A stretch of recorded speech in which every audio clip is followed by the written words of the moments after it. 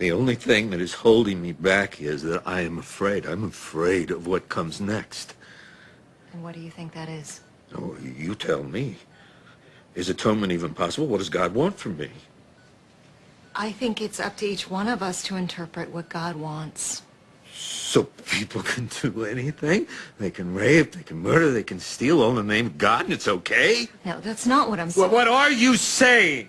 Because all I'm hearing is some new age, God is love, one-size-fits-all crap. Hey, Dr. Truman. No, I don't have time for this now. Greg, it's okay. Look, I understand. No, you don't understand.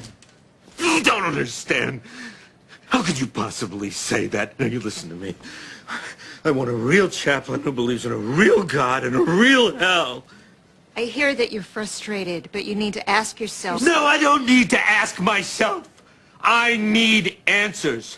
And all your questions and your uncertainty are only making things worse. I know you're upset.